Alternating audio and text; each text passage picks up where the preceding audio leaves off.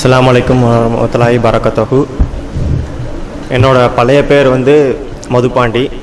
இப்போ நான் மாற்றிருக்க பேர் வந்து முகமது இம்ரான். ஆக்சுவலாக நான் இஸ்லாத்தை தழுவி 4 மாதம் ஆகுது. எனக்கு எப்படி இந்த இஸ்லாம் கிடச்சதுன்றதை பற்றி நான் பேச போகிறேன். ஆக்சுவலாக இப்போ எனக்குள்ளே நிறையா கன்ஃபியூஷன்ஸ் இருந்தது சின்ன வயசுலேருந்து. என்னோடய கன்ஃபியூஷன் ஸ்டார்ட் ஆனதே வந்து என் பேர் வச்சாங்க, அந்த பேரில் தான் ஸ்டார்ட் ஆனது. பழைய பேர் வந்து மதுபாண்டி. மதுன்னா மீனிங் உங்களுக்கே எல்லாத்துக்கும் தெரியும். அப்போது எல்லோரும் சின்ன வயசில் வந்து நீ என்ன மதுன்னு சொல்லி வச்சுருக்கனால எல்லோரும் ஒம்பளுக்க ஆரம்பித்தாங்க. ஸோ அப்போது எனக்கு ஒரு மாதிரி எனக்குள்ளேயே ஒரு மாதிரி ரொம்ப ஃபீல் ஆகிட்டேன்.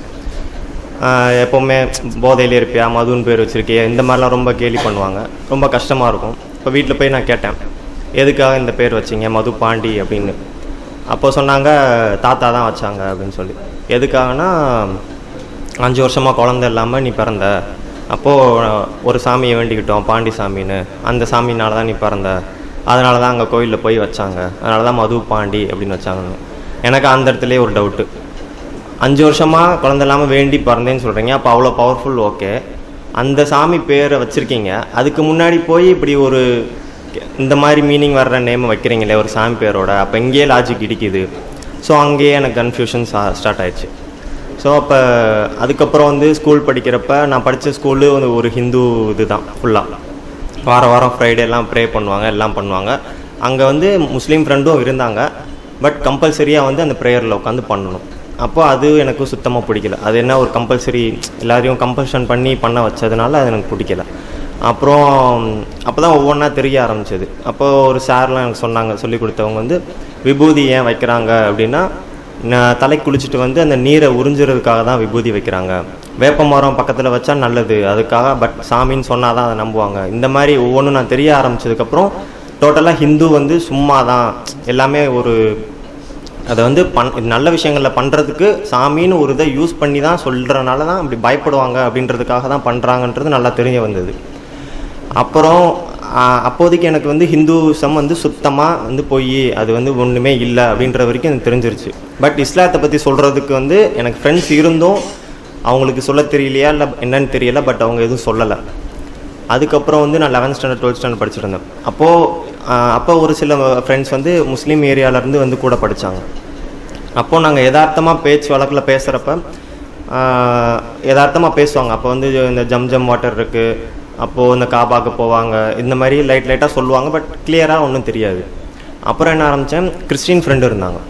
அவங்களோட வந்து யதார்த்தமாக நாங்கள் சண்டே போவேன். அப்போ வந்து சர்ச்சுக்கு கூப்பிட்டு போவாங்க. அப்போ வந்து எங்கே போகிறானுங்களோ இல்லையோ கரெக்டாக சண்டே வந்து சர்ச்சுக்கு போவானுங்க. 8 o'clock ஆகிட்டு 7:30 மணி வரையும் தூங்குவாங்க. பட் கரெக்டாக 8 o'clock எழுந்திரிச்சு குளிக்காமல் கூட ரெடி ஆகிட்டு சர்ச்சுக்கு போய் உட்காந்துருவானுங்க. எதுக்கு இவ்வளோ ஆர்வமாக போகிறாங்கன்ட்டு நானும் யதார்த்தமாக கூட போனேன். போய் உட்காந்ததுக்கப்புறம் தான் தெரியுது அவங்க சர்ச்சில் வர பொண்ணுங்களை பார்க்குறதுக்காக தான் போய் உட்காந்தானுங்க. அது எனக்கே ஒரு மாதிரி இதாகிடுச்சு. சரி இப்போ இதுக்கு தான் இப்படி பண்ணுறானுங்க அப்படின்ட்டு ரொம்ப இதாகிடுச்சு.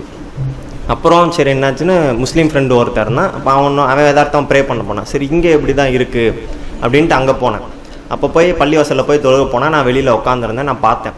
அப்போ பார்க்குறப்ப தான் தெரிஞ்சது எதுவுமே இல்லை, பள்ளிவாசலில் எம்டியாக இருந்தது.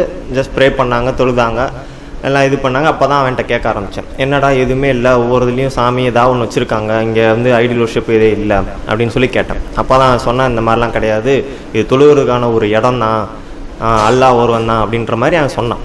அப்போவும் எனக்கு அந்தளவுக்கு ஓரளவுக்கு வந்தது தோணி. அப்புறம் என்னாச்சுன்னா காலேஜ் படிக்கிறப்ப வந்து அந்த சைடு, நான் திண்டுக்கல் சைடில் தான் வந்தேன். அங்கே வந்து ரொம்ப வந்து கேஸ்ட்டு பார்ப்பாங்க. என் காலேஜில் வந்து ஃபுல்லாக மதுரை பசங்கள்லாம் வந்து படிக்கவும் கேஸ்ட்டுன்னு ஒரு விஷயத்தை வச்சு எவ்வளோ இது பண்ண முடியுமோ அதை பண்ணாங்க. எனக்கு அடியோடு வெறுத்துட்டேன் சுத்தமாக. அப்போது நார்மலாக வந்து ஃப்ரைடேஸ்லலாம் வந்து நாங்கள் நார்மலாக சாப்பிட்டுட்ருப்போம். அப்போ நிறையா பசங்க நார்த் இண்டியன்ஸ்லாம் நிறையா வந்து படிப்பாங்க என் காலேஜில். அப்போ ஃப்ரைடே வந்து கரெக்டாக ஜும்மா வந்து ப்ரே பண்ணுவாங்க. அவங்க எங்கள் கிடைக்கிற இடத்துல வந்து சல்லாவை போட்டு அவங்க தொழுக ஆரம்பிச்சிருவாங்க. எனக்கு அப்போ ரொம்ப ஆச்சரியமாக இருக்கும். நம்மலாம் இந்த வயசில் வந்து இவ்வளோ ஆடிக்கிட்டு இவ்வளோ பண்ணிவிட்டு என்னமோ பண்ணிட்டு திரியிறோம். பட் இவங்க கரெக்டாக இவ்வளோ இந்த யங் ஏஜ்லேயுமே வந்து அவங்க கரெக்டாக ஃபாலோ பண்ணி ஒரு ப்ரேயர் பண்ணுறாங்களே, இந்த அளவுக்கு கரெக்டாக இருக்காங்களே அப்படின்னு சொல்லி எனக்கு ஆர்வத்தை தூண்டுச்சு. அப்போ தான் கொஞ்சம் கொஞ்சமாக கேட்டு தெரிஞ்சுக்க ஆரம்பித்தேன். அப்புறம் வந்து ஒரு ஹிந்துவோட ஒரு அப்பா இறந்துட்டாங்க, ஒரு பையன் ஃப்ரெண்டு, ஹிந்து ஃப்ரெண்டு, அவங்க அப்பா இறந்துட்டாங்க. அப்போ அங்கே போனோம். போயிட்டு அவங்க என்னென்னமோ பண்ணாங்க, அடக்கம் பண்ணுறப்ப என்னென்னமோ சுற்றுவாங்க, ஏதோ அந்த பானையெல்லாம் உடைப்பாங்க. அப்போ ஒரு முஸ்லீம் ஃப்ரெண்ட் சொன்னால், இப்போ நீ இது எதுக்குன்னு கேளு, அவங்களுக்கு சொல்ல தெரியாது, பட் இஸ்லாத்தில் அப்படி கிடையாது, அவங்க ஒவ்வொன்றும் பண்ணுறதுக்கான ரீசனபுளாக இருக்கும், வேல்யூபிளாக இருக்கும், நீ ஒவ்வொன்றும் பண்ணுறது கரெக்டாக இருக்கும் அப்படின்னு சொல்லி ஒவ்வொன்றா அப்போ தான் தெரிஞ்சுக்க ஆரம்பித்தேன். அப்போது வந்து முஸ்லீம் ஃப்ரெண்டு ஓரளவுக்கு தான் சொல்லுவான், பட் நாலேஜ் கெயின் பண்ணுறதுக்கு அந்தளவுக்கு எனக்கு வந்து சொல்கிறதுக்கு யாரும் இல்லை. அப்போ நான் என்ன பண்ணேன், இன்டர்நெட் மூலியமாக நான் யதார்த்தமாக யூடியூப்பில் இஸ்லாத்தை பற்றி தெரிஞ்சுக்கலான்னு நான் சர்ச் பண்ண ஆரம்பித்தேன். அப்போ தெரிய வந்தால் தான் வந்து ஜாக்கிர் நாயக், டாக்டர் ஜாக்கிர் நாயக் வந்து தெரிய வந்தது. ஸோ அப்போருந்து ஸ்டார்ட் பண்ணேன். ஒரு 1 or 2-3 இயர்ஸாக வந்து ஃபுல்லாக அவர் வீடியோஸ், எக்கச்சக்க வீடியோஸ், எல்லா வீடியோஸுமே நான் பார்த்து நிறையா கற்றுக்கிட்டேன். எனக்குள்ளே தோணுன டவுட் ஃபுல்லாமே வந்து அந்த அவர் வீடியோஸில் வந்து கிளாரிஃபை ஆயிடுச்சு. அப்போ தான் நிறையா தெரிஞ்சுக்க வந்தது. ஸோ அதுக்கப்புறம் வந்து எப்படி ஏற்றுக்கிறதுன்னு தெரியாமல் இருந்தேன். எங்கே போய் மாறுறது, யார்கிட்ட சொல்கிறது, என்ன பண்ணுறது, எதாவது சொன்னால் எதாவது சொல்லிடுவாங்களோ, அந்த மாதிரி நிறையா டவுட்லாம் இருந்தது.